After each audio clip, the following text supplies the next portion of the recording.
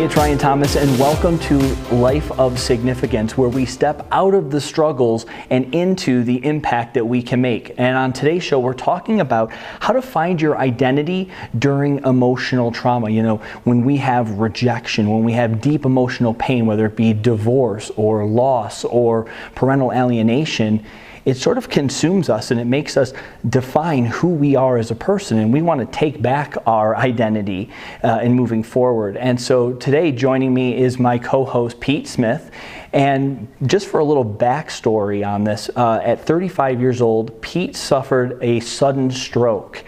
And he almost died. Now, luckily, he's with us, so he did survive, and that's a good thing, but it completely changed his life. This stroke gave him a completely different perspective. And now he's sharing his message and helping other people, and he's become America's foremost authority and coach in the personal and professional development space, and he's also become a very sought-after international speaker in his leadership and personal development areas. So, Pete, you know, let's talk about first, we can't ignore and jump over this idea that you had a stroke. Certainly you had, talk about emotional trauma and the things that you were going through at the time that you had your stroke, and then boom, it puts everything in different perspective. Talk a little bit about that experience and what that did to your identity before you had the stroke and then after the stroke. Yeah, sure.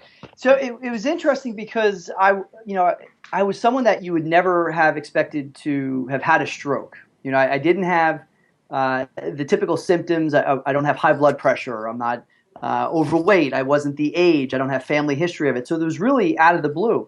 And at the time of the stroke, I was doing great work, meaning I was an operations executive at a nonprofit alternative school for students with disabilities, and loved what I did. And then in May of 2010, the stroke hit.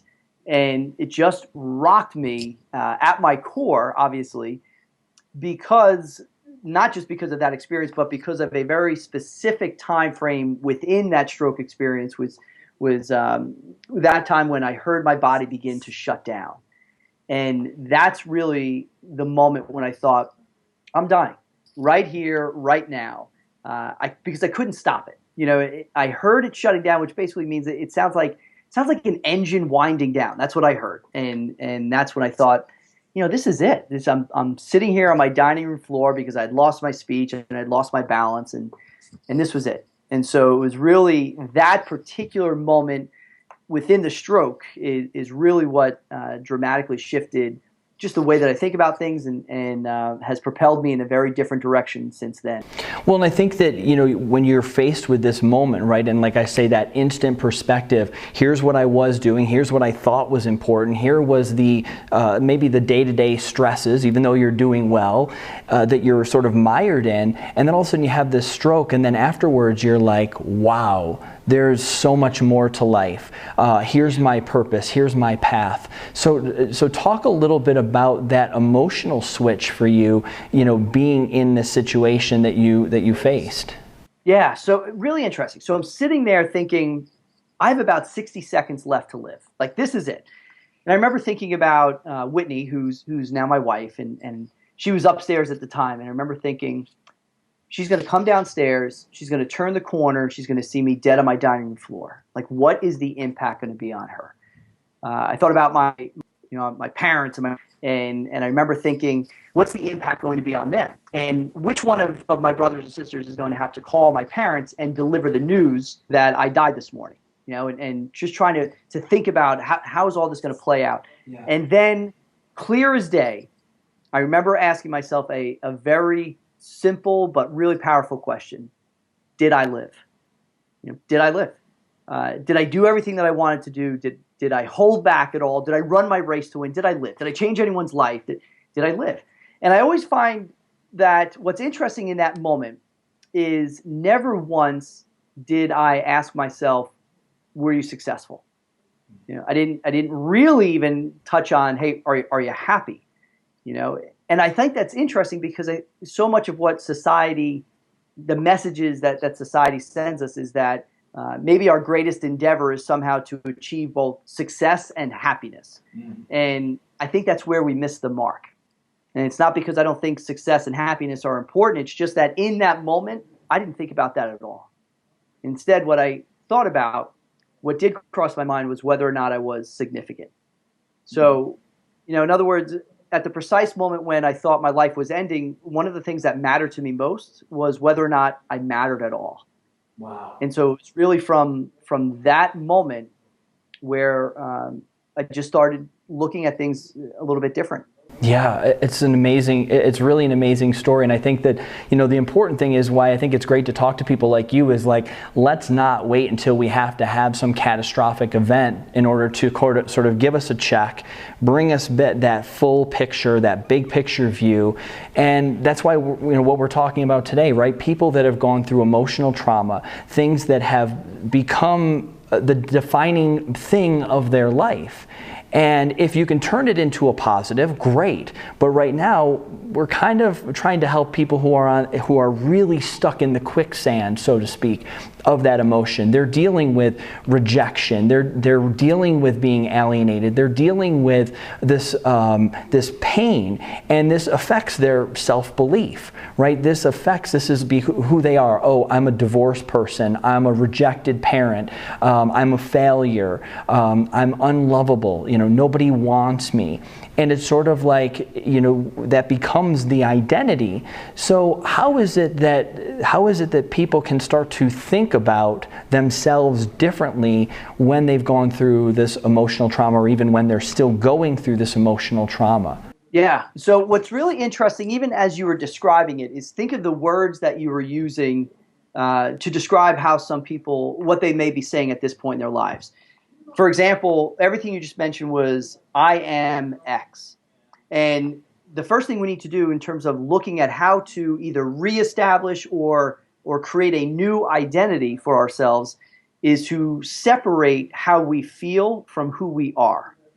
And so it's very different to look at something and say, I feel dejected, or I feel unlovable, or I feel angry.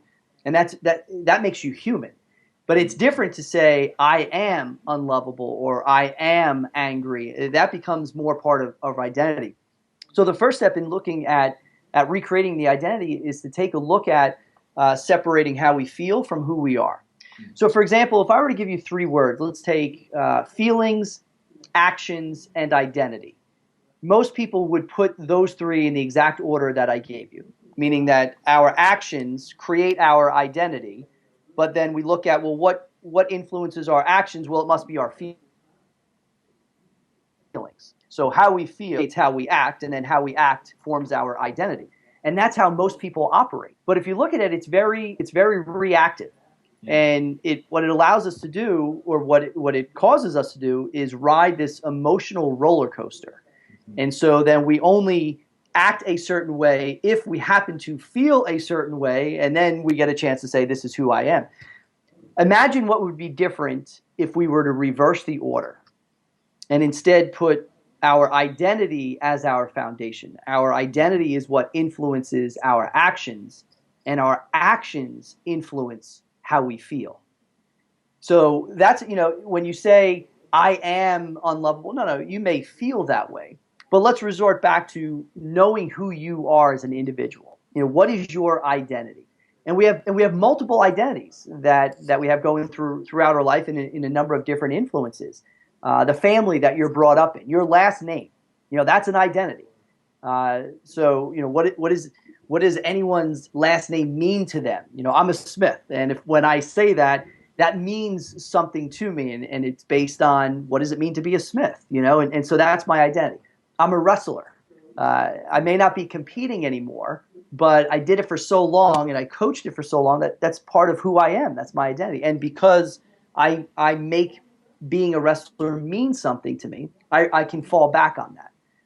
I'm a business owner, or I am a free thinker, or whatever it is. And so really it's getting people to think about, hey, who are you? I get how you feel, but let's separate that for a second. Let's take a look at, who are you in terms of your identity? And how can we start influencing our actions based according to that foundation, and not be so so reliant on how we feel at any given moment. Yeah, I think that's great advice. And I think that one of the things that really struck a nerve and a chord with me is this idea of being reactionary. Something is always happening to you, and so whatever's happening to you, you take on that identity. It's really like a true loss of self. It's a true loss of understanding who you are at the core, and then, like you said, these different aspects, these different hats that you wear. And I think that sometimes when you deal with trauma, when you deal with rejection, some of these emotional things that we're talking about here, it allows itself to like suck on you and stick on you, and you can't seem to get it off. And it's one of those things where, yes, you might be maybe you're a rejected parent, right? But you're also a daughter, a sister, a wife, a husband, a singer, a dancer, a business person. There are all these other aspects of your personality and who you are, but that identity gets so locked on to the negative. And I think that's true for anything, right? It's easier to get sucked into the negative and to get weighed down by the negative of the situation, even though there's positives that you can find. So it's really a struggle to find those positives, to pull yourself out from being the victim and actually allowing, yeah, this happened to me, or this is happening to me, but I'm not going to let it define who I am, because when I let it define who I am, I'm powerless.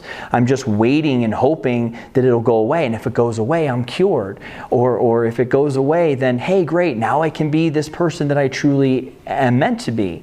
And I think, to your point, is identifying and focusing on those other aspects, bring that identity forward. That's what's going to help you fend off these other things that happen to you, these other situations and emotional things that happen to you. Like, that's what's going to help you get through it.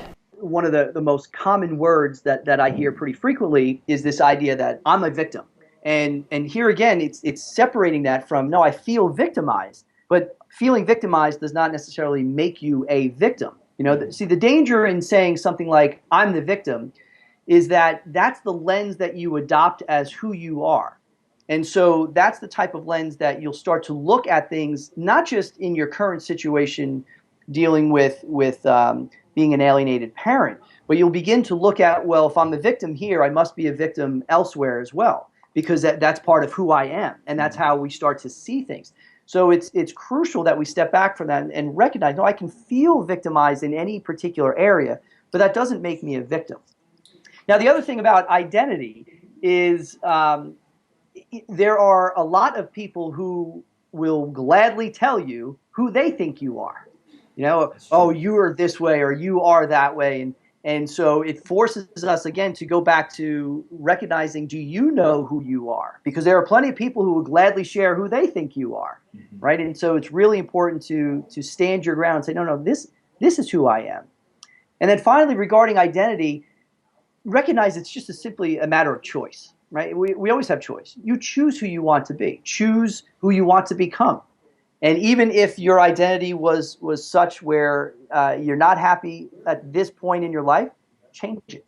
Change who you want to become by simply choosing. What does that look like? Who do I want to be? I want to be resilient. Great. I'm resilient.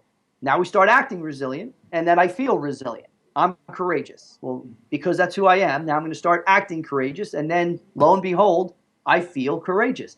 So, it's really important to establish that identity and recognize it's just choice. And who do you choose to be? And then start acting your way into that identity if you're not there yet. Yeah, I love this idea, and I think that, this is to a lot of people, this idea that they can choose, even though these other things are happening to them, is hopefully a light bulb moment that you can actually choose to pull yourself out of it, and it doesn't negate the fact that these things happened. It's not like you're trying to pretend that it didn't happen or that it's not real, but it's actually just allowing yourself to say, yeah, but I'm not going to let that be my life. I'm not going to let your label influence how I think, how I feel, how I live my life, because as you know, time is ticking, and we think we have all the time in the world. Oh, I'll enjoy this later. I'll go and do these things, somewhere down the road.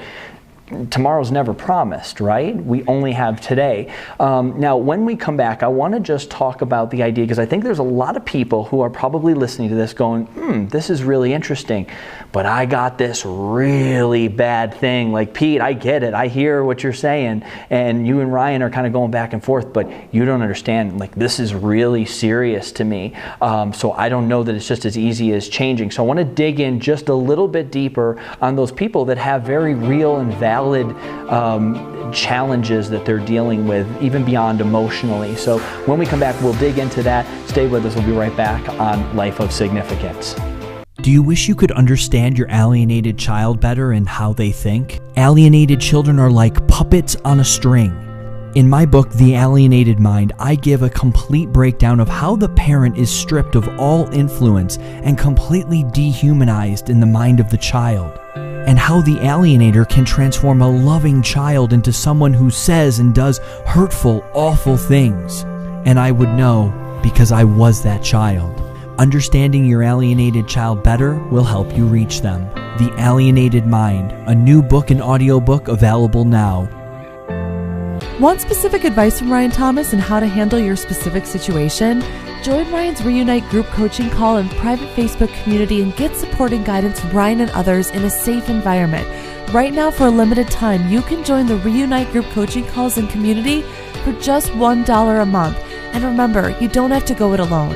And welcome back to Life of Significance. I'm Ryan Thomas along with Pete Smith, and today we're talking about how to find your identity during emotional trauma. And so we've talked about ways that you can actually begin to say, yeah, that happened to me, but I'm not going to let it define me. I'm going to create and find those other identities, those other things that make me who I am, instead of just being sort of locked on to the worst possible thing that's happening to you. And so what we were talking about before the break is, okay, this is great, but some of these things that have happened, oh, I'm stressed out, oh, I'm rejected, oh, this didn't work out. But there's some people that are going to say, that's true, and those are my emotions, but like the reality is, I was married, now I'm divorced, I'm living in a 2-bit apartment, what do I do next? This isn't what I envisioned. Or I had a child, I had a relationship with my child, and now the child doesn't want to see me, and I don't have any contact with my kid. Or whatever it is at that specific situation, and they say, yeah, this kind of, I love this idea, but it goes even beyond emotions, like we're talking about very real things. How do we bridge that disconnect so that people can truly hear this message and say, yeah, that's happening to me, but I'm not going to let it be who I am? Right. Yeah, and I imagine that a lot of times we think about this concept of how do I bounce back, right? How do I rebound and how do I bounce back? What's interesting to me about that is a lot of times people misinterpret this concept of bouncing back as this happened to me, but now I get back to where I was and I'm able to brush it off. And that is just not possible. So when we talk about being resilient or about bouncing back or rebounding, it's getting back to a place where we recognize that we may not be exactly the same as we were, and yet it's still a commitment and a decision to move forward. So I may get a cut and my skin heals, but I have the scar. And so I don't stop living. I live life with the scar. I absorb it. It becomes part of who I am, but I get to choose what influence it has on my life, right? And it's kind of the same idea. So it's a matter of, here again, looking at the words that we're using.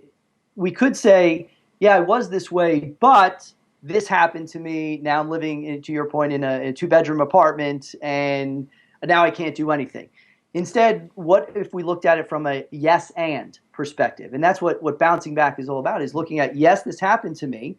It's not ideal, and now I'm going to look to see where else I can do something different. So we're constantly moving forward, but it's not to minimize or to dismiss the things that have happened to us. This isn't pretending like, hey, it's no big deal. No, this is very much accepting what has happened and the hurt feelings and the difficult, challenging situations that we're in, and yet still continuing to move forward. Yeah. So we want to take a look at that as well and make that an important piece, that it's not brushing aside everything that's happened. It's learning how to incorporate what has happened and then still move forward.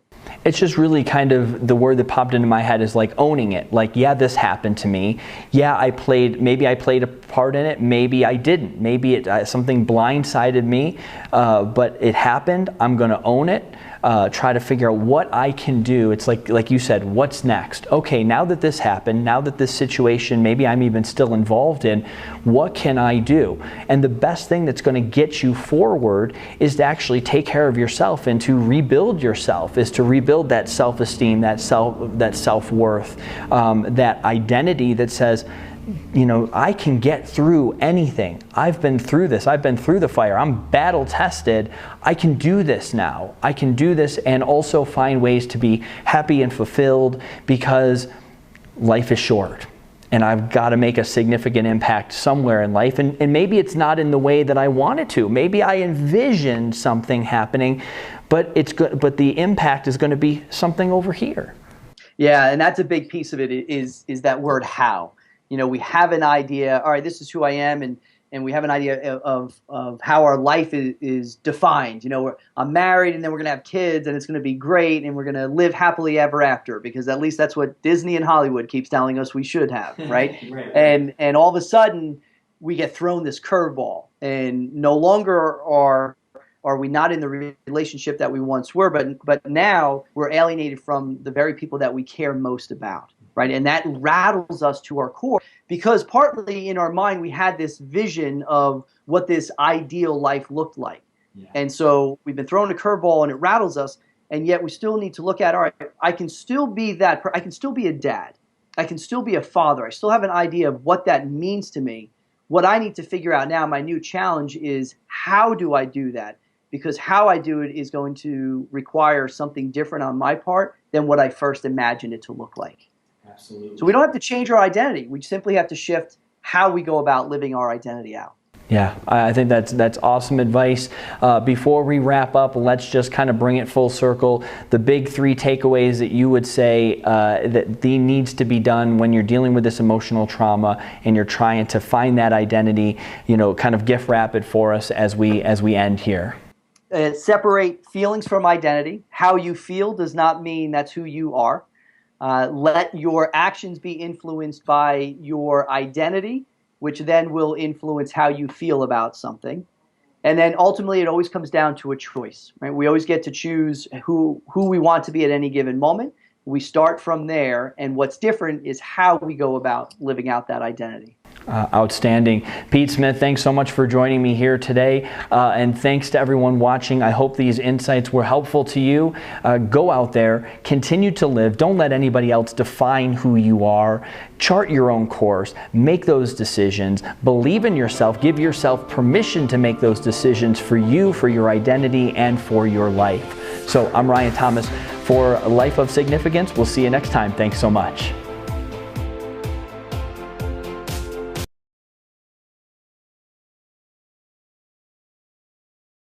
Are you ready to take massive action and create your own step-by-step action plan to reconnect with your alienated child? You might be interested in checking out my 5-week online video training program, The Reconnect Formula. Discover what to say, what not to say, how to use email and text to communicate better, and how to use social media to influence your child even if you've been blocked.